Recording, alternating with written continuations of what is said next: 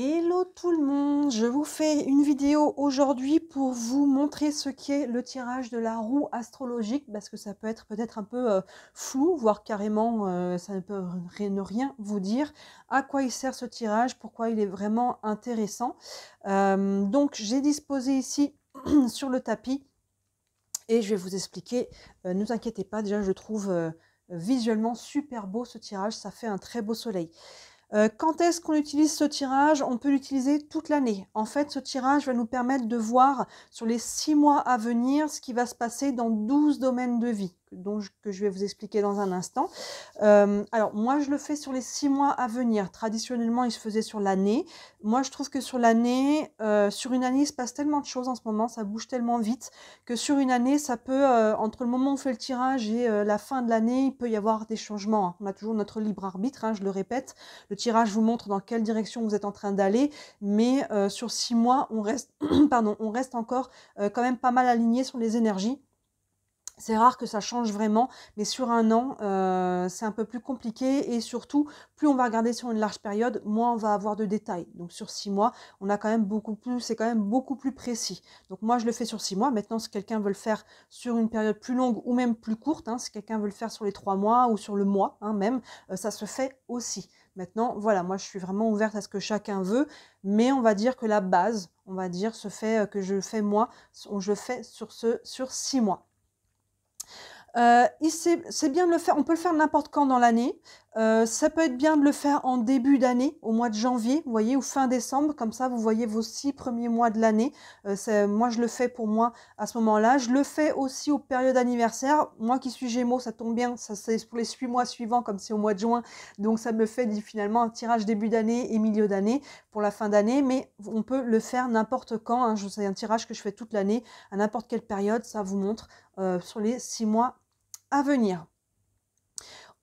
Pourquoi la roue astrologique? Parce qu'on va utiliser les maisons astrologiques, uniquement les maisons. On n'utilise pas les signes, on n'utilise pas de planètes, on utilise les maisons que vous pouvez voir ici de 1 à 12 et chaque maison représente un domaine de vie. Donc ce tirage est très complet parce qu'on va aller voir 12 domaines de vie.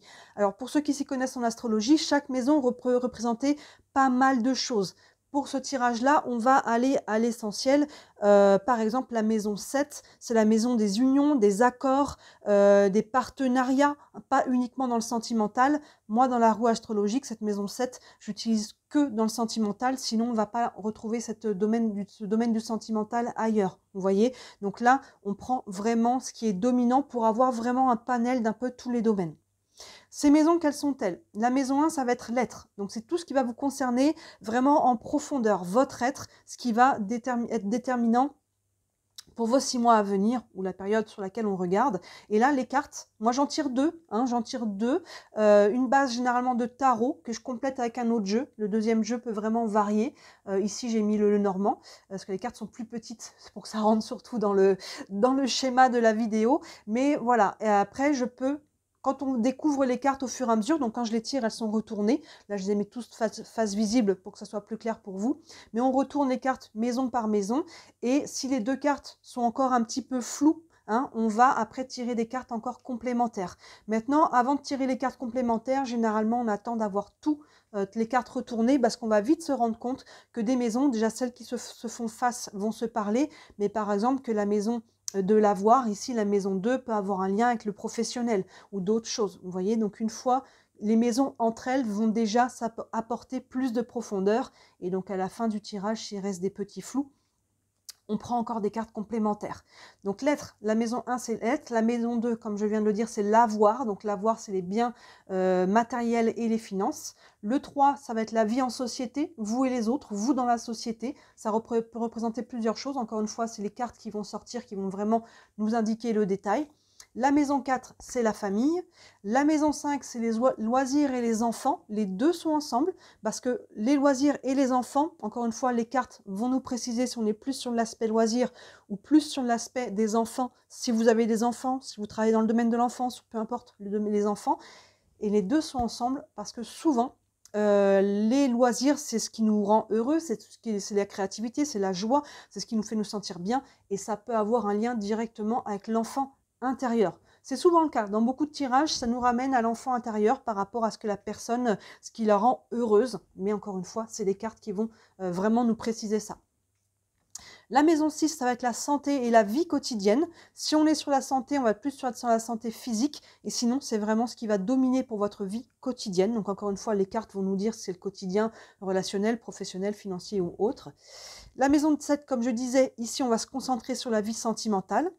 La maison 8, ça va être la psychologie individuelle. Donc là, on va être plus sur la santé mentale. Votre mindset, comment vous vous sentez dans votre tête. La maison 9, ça va être la spiritualité et les voyages. Encore une fois, ces deux sont ensemble parce qu'on peut être totalement sur le spirituel. Le voyage peut être très intérieur, mais on peut être aussi sur un voyage très concret. Hein, on peut être sur le côté déplacement. Encore une fois, c'est les cartes qui vont sortir, qui vont nous dire ce qu'il en est. Mais c'est pour ça que ces deux sont ensemble, parce que les deux peuvent être reliés. La maison 10, ici, ça va être la carrière, la vie professionnelle. La maison 11, ça va être votre vie sociale, vos amis. Et enfin, la maison 12, ça va plus être les challenges, les épreuves, si on peut dire. Moi, je préfère dire le mot challenge sur vos 6 mois à venir. Généralement, cette dernière case fait vraiment écho à ce qu'on aura vu sur les autres maisons. Toutes les cartes qui vont être un petit peu dissonantes, on va les retrouver dans ce challenge général.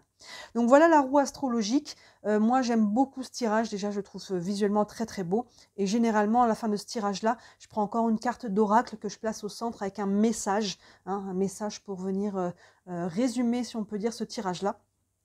Mais voilà, je voulais vous faire une petite vidéo, c'est plus parlant, je trouve, pour ce tirage-là, qui est donc intéressant à faire toute l'année. Il dure à peu près 1 heure. Vous allez sous la vidéo, hein, vous retrouvez toujours mon site internet. Vous avez les détails sur le site internet, les tarifs et mes autres services aussi, évidemment. Mais voilà pour ce tirage de la roue astrologique qui est très intéressant à faire, qui est très complet. On n'est pas sur une question précise, mais après, ça peut lever d'autres questions éventuellement. Mais généralement, ça vous donne quand même une bonne vision de où vous êtes en train de vous diriger sur les 6 mois à venir. Et s'il y a des choses qui finalement vous plaisent moins dans ce qui sort, et ben vous avez toujours, encore une fois, votre libre arbitre et la possibilité de changer de direction. Voilà, j'espère que cette petite explication vous a plu. Et encore une fois, si vous avez des questions, bah, n'hésitez pas à les écrire dans les commentaires sous la vidéo ou de m'envoyer un mail, hein, tout simplement, et j'y répondrai avec grand plaisir. Le mail, vous l'avez aussi sous la vidéo. Voilà, j'essaierai de vous faire d'autres tutos. D'ailleurs, il y a une playlist hein, sur ma chaîne, les tutos du tarot. Je vais la rajouter dedans. J'avais déjà fait une vidéo sur la roue astrologique, mais il y a déjà longtemps, donc je vais la remplacer avec celle-ci. Mais vous avez d'autres tutos dans la playlist dédiée à ça. Voilà, et bien écoutez, d'ici la prochaine vidéo, comme d'habitude, moi je vous dis à très bientôt. Ciao!